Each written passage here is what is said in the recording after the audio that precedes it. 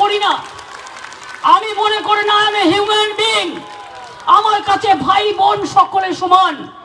আমার কাছে হিন্দু মুসলমান শিখ খ্রিস্টান আদিবাসী তপশিলি ওবিসি থেকে শুরু করে হিন্দু শিখ ও জৈন সবাই আমার কাছে সমান। তাহলে কি এই ছাত্র আন্দোলনে মুখ্যমন্ত্রী ভয় পেয়েছেন? আরে ছাত্র তো এর আগে অনেক মরেছে, আবু সিদ্দিক থেকে আরম্ভ করে আনিস থেকে শুরু করে অনেক ছাত্র মরেছে, কিন্তু আন্দোলন কি জিনিস সেটা মমতা ব্যানার্জি এখনো দেখেনি। হাসিনা দেখে নিয়েছে, হাসিনা দেখেছে বলে আজকে বাঁচাও মোদি বলে দেশ ছেড়েছে। আর মমতা ব্যানার্জির আজকে ছাত্র আন্দোলন এ ট্রেলার হচ্ছে, পিকচার আবি বাকি।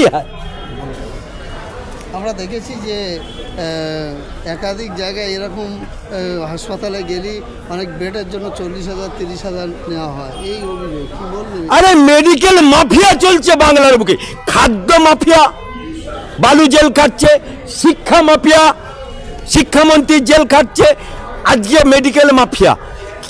এর আগে ইয়েতে বহরমপুরেও হয়েছিল। আজকে জাতির মেরুদণ্ড হচ্ছে শিক্ষা, জাতির মেরুদণ্ড হচ্ছে স্বাস্থ্য, জাতির মেরুদণ্ড হচ্ছে খাদ্য। আজকে সবইতেই তৃণমূলের জগতে মাফিয়া রাজ চলছে। আজকে বাংলার মা, বাংলার বুবু, বাংলার মেয়ে ভোট দিয়েছে, 29টা সাংসদ পাঠিয়েছে, দিয়ে বাংলার বুকে সেই বাংলার মা, বাংলার বোন, একটা পড়ুয়া ডাক্তার আজকে আরজি করের মতো হাসপাতালে খুন হয়ে গেল। হোয়াই? তাই আজকে সিবিআই তদন্তের মাধ্যমে দুধকে দুধ পানিকে পানি হবে। দেখ কেমন লাগে, দেখা যাবে। মেরে দেওয়া হয়েছিল বিভৎস করে, তার ভাই এসেছিল আজকে কলকাতা হাইকোর্টে। তিনি বলছেন যে এই মুখ্যমন্ত্রী যে যতদিন থাকবে বা এই দল যতদিন থাকবে ন্যায় বিচার হবে না, কি বলবেন? আরে এরা তো হাইকোর্টে রায় দিলে এরা ছুটে যায় সুপ্রিম কোর্টে। কার বাপের টাকা যায়?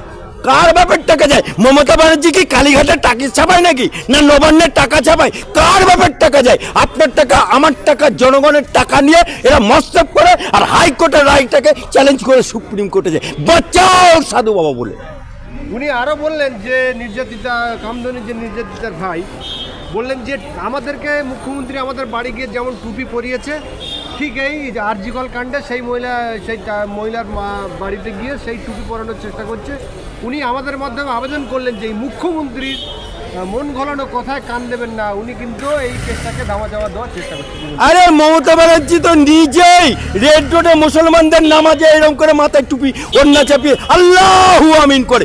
এ তো টুপি নিজে পরে পরকেও পরাতে মাস্টার লোক। মুসলমান গদগদ মুসলমান দেখলে বলে আল্লাহু আকবার। এই মহিলাটি আজকের হাইকোর্টে সিবিআই তদন্ত দিতে কি বলবেন? দেখুন, গতকাল আমি প্রথম মিডিয়ার সামনে মুখ খুলেছিলাম যে মমতা ব্যানার্জি যে বলেছে নির্যাতিতার বাড়িতে গিয়ে যে আমার পুলিশ যদি না পারে তাহলে আমি সিবিআই হাতে দেবো, রবিবার পর্যন্ত টাইম মেন।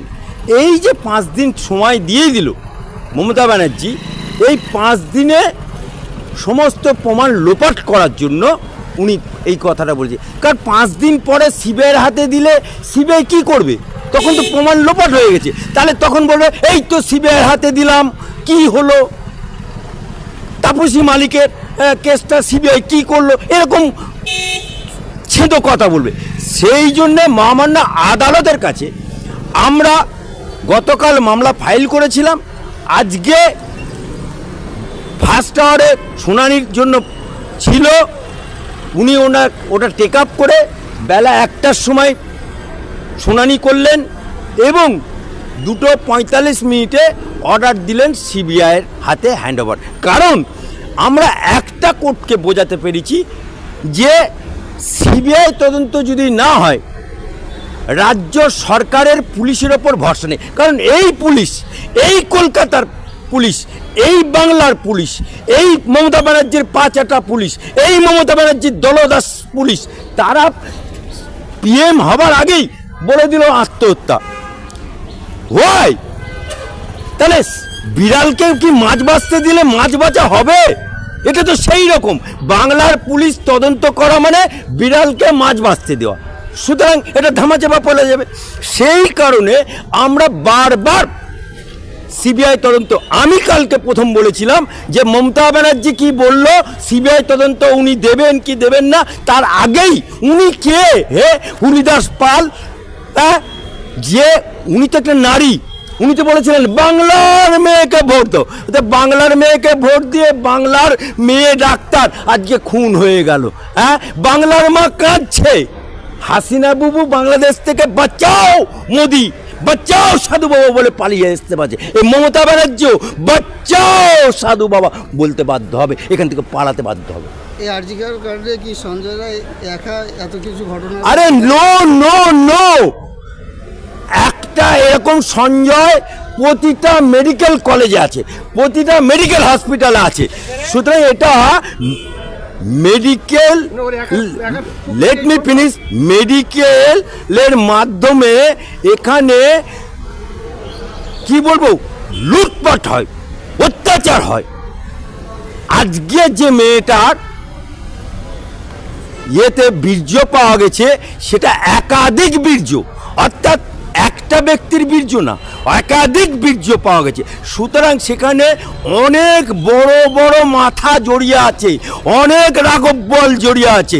এই রাঘব বলদেরকে এই ভেড়া লড়ে খোটার জোরে এই সমস্ত হারামখোররা লড়ে, হারামখোরেরা। যে ডাক্তার দুদিন আগে ট্রান্সফার হলো মুর্শিদাবাদে, সে তার ঘরে তালা মেরে চলে গেল, কেন?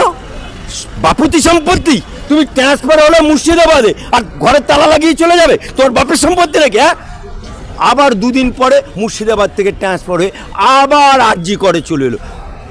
কার অঙ্গলে হলো? আমরা চাই সিবিআইয়ের মাধ্যমে মাথা ধরতে। এ মাথা কোথায় আছে?